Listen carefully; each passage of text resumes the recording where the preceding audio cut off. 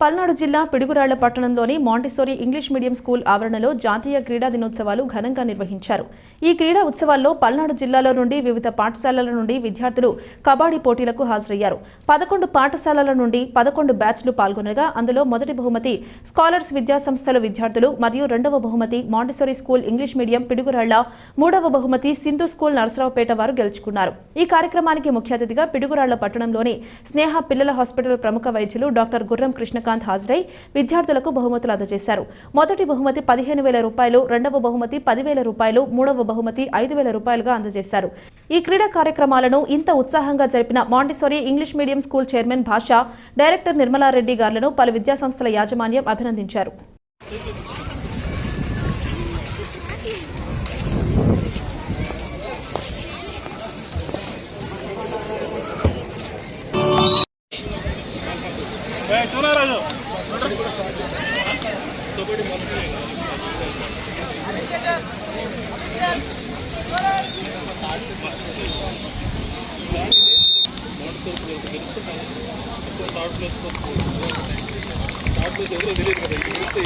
వాడేది